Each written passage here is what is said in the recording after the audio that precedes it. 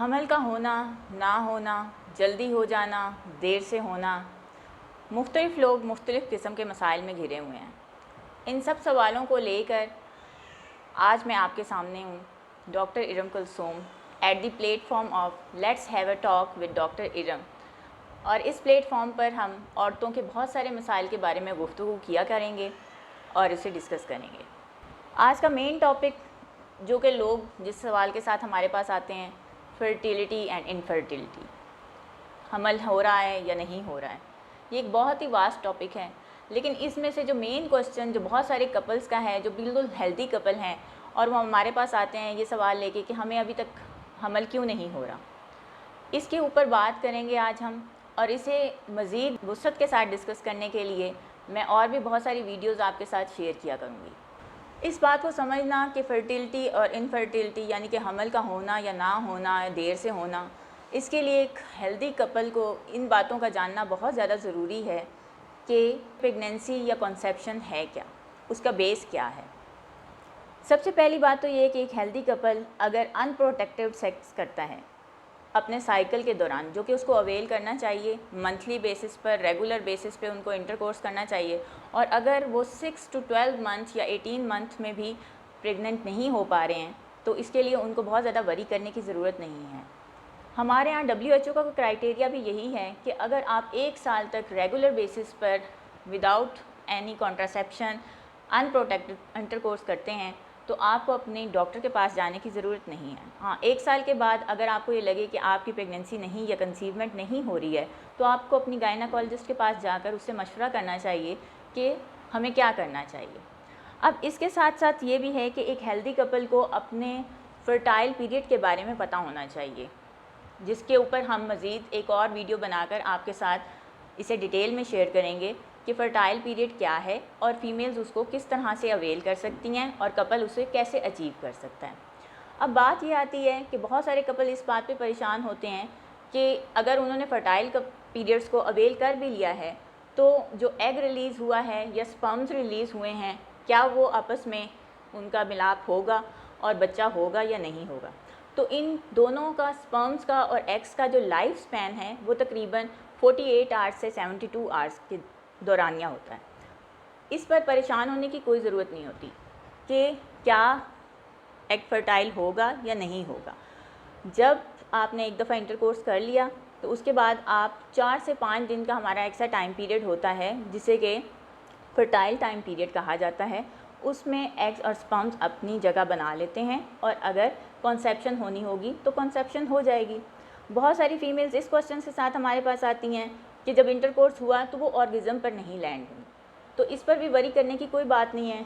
Orgasm is not the base for conception. इस बात से को अपने दिमाग से बिल्कुल आप आउट कर दें, निकाल दें कि ऑर्गेज़म हो रहा है तो ही आपको कॉन्सेप्शन होगी। बहुत सारे लोग ये सवाल भी करते हैं कि क्या उन्हें लुब्रिकेंट्स यूज़ करने चाहिए। तो लुब्रिकेंट्स का भी कोई ख़ास बेसिक रोल नहीं है कॉन्सेप्शन में, ये सिर्फ आपको ईज़ दे देता है इंटरकोर्स के दौरान। और बहुत सारे लोग इस बात को भी अपना मुद्दा बना लेते हैं कि क्या कोई ख़ास डेज़ होंगे जिस पर इंटरकोर्स किया जाए तो बेबी बॉय होगा या बेबी गर्ल होगी। तो ये सब चीज़ें जो हैं एक मिथ कॉन्सेप्शंस हैं और इसका इस चीज़ से कोई ताल्लुक़ नहीं है कि हमें डेज़ को अवेल करना है और किस तरह से अवेल करना है। अब दूसरी चीज़ जिस पर हर कपल को तवज्जो देनी चाहिए कि मेल्स को भी और फीमेल्स को भी अपनी बॉडी को प्रिपेयर करना है कि किस तरह से उन्हें अपनी डाइट लेनी चाहिए, ऐसी क्या इन्वेस्टिगेशंस हैं या अपनी बॉडी हेल्थ को लेकर चलना चाहिए, अपने डॉक्टर से कंसल्ट करना चाहिए कि उन्हें कंसीवमेंट में आसानी हो। सबसे पहली चीज़ जो आती है वो है आपकी डाइट। मेल हो या फीमेल्स हों, आपको अपनी डाइट नेचुरल रखनी चाहिए, जैसे कि आपको फ्रूट्स का इस्तेमाल ज़्यादा करना चाहिए, ग्रीन लीफी वेजिटेबल्स का इस्तेमाल करना चाहिए, मीट का इस्तेमाल, कीमे का इस्तेमाल और साथ में जो है कलेजी का इस्तेमाल। बकरे की कलेजी जो है वो इसके लिए मुनासिब रहती है कि आपको बॉडी स्ट्रेंथ मिले। मीट का इस्तेमाल जो है वो एक मुनासिब मिकदार में होना चाहिए और मुकाबलतन इसके फ्रूट्स का और वेजिटेबल्स का इस्तेमाल आप अपनी डाइट में ज़्यादा करें। अब एक ख़ास चीज़ जो कि बहुत सारी लेडीज़ में देखने में आती हैं कि बहुत सारी ख़वातीन हमारे पास पॉलीसिस्टिक ओवेरियन सिंड्रोम्स के साथ आती हैं, थायराइड फंक्शन डिस्टर्ब होते हैं उनके साथ आ गई, इंसुलिन रेजिस्टेंस हो गई या फिर हार्मोनल डिस्टर्बेंस के साथ, उनमें वेट हमेशा ज़्यादा देखा गया है। अब फीमेल्स को क्या चाहिए कि वो अपनी डॉक्टर के साथ इसको पहले से ही डिस्कस करें कॉन्सेप्शन से पहले कि ये इश्यूज़ आ रहे हैं, या अपना मुकम्मल मुआयना करवाएं कि इस वजह से कॉन्सेप्शन नहीं हो रही, और उनको अपने वेट रिडक्शन के ऊपर तवज्जो देनी चाहिए। अब वेट रिडक्शन के लिए 2-3 चीज़ें जो बहुत ज़्यादा ज़रूरी हैं।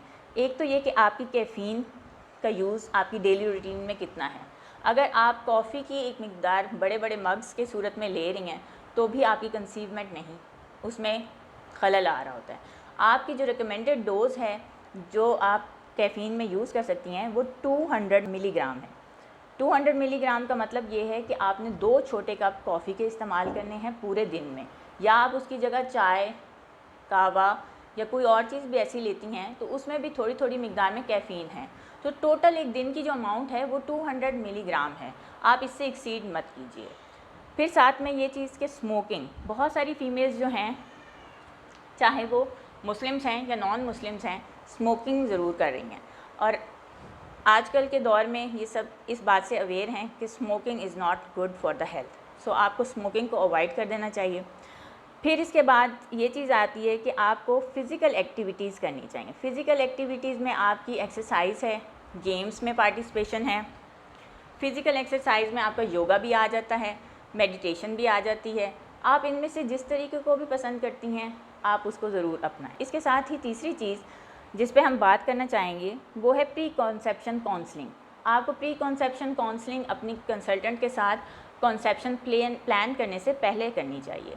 ये नहीं कि आप प्रेग्नेंट हो गए और आप 2 से 3 महीने के बाद आ रहे हैं, उस वक़्त आपको मुख्तलिफ़ किस्म की बीमारियां हैं और आप उनसे बिल्कुल आगाह नहीं थे, आपकी वैक्सीनेशंस मुकम्मल नहीं थी और आपको उनका पता नहीं था, चाहे वो मेल है या फ़ीमेल है। जब भी आप प्रेगनेंसी प्लान करने लगें उससे 2-3 महीने पहले आप अपनी डॉक्टर को ज़रूर विज़िट करें। अब उसमें जब आप अपनी डॉक्टर को विज़िट करेंगे तो डेफ़िनेटली वो डिटेल हिस्ट्री आपकी लेगी, जिसमें आपकी बहुत सारी फैमिली हिस्ट्री डिजीज़ उसके सामने आ जाएंगी और वो उसके मुताबिक आपको गाइड करेगी। जैसे हाइपरटेंशन हो गया, डायबिटिक हो गई, ये सब चीज़ें जो है आपकी फैमिलीज़ में रन कर रही होती हैं।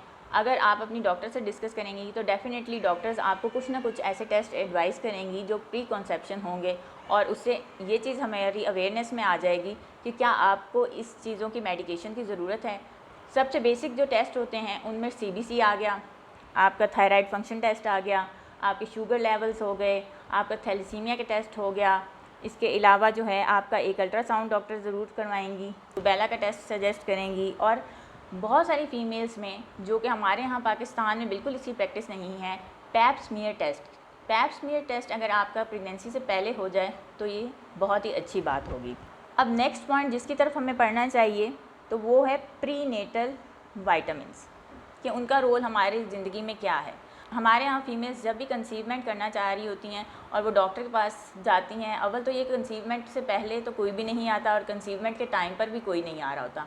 2 से 3 महीने गुजारने के बाद जब एक फ़ीमेल अपने डॉक्टर के पास जाती है तो डॉक्टर को बताती है कि उसने अभी तक कोई दवाई इस्तेमाल नहीं की। जबकि डॉक्टर के पास आप पहले से अगर विज़िट कर लें तो उसमें आपको डेफ़िनेटली वो फॉलिक एसिड एडवाइस करेंगी। फॉलिक एसिड का इस्तेमाल आपके लिए बहुत ज़्यादा ज़रूरी है, ये कॉन्सेप्शन में भी आपके लिए ईज़ करता है, और दूसरा ये कि बेबी में न्यूरल डिफेक्ट्स जो हैं उसको ये कंट्रोल करता है। इन केस बहुत सारे न्यूरल डिफेक्ट्स जो बेबीज़ में देखने में आते हैं वो इसी की फॉलिक एसिड की कमी की वजह से ही देखने में आते हैं। इसके अलावा विटामिन डी की डेफिशिएंसी जो कि बहुत सारी फ़ीमेल्स में देखने में आती है, और विटामिन डी की रिकमेंडेड डोज़ 400 इंटरनेशनल यूनिट से 800 इंटरनेशनल यूनिट रिकमेंडेड है। तो डॉक्टर आपको यकीनन प्री कॉन्सेप्शन एडवाइस करेगी।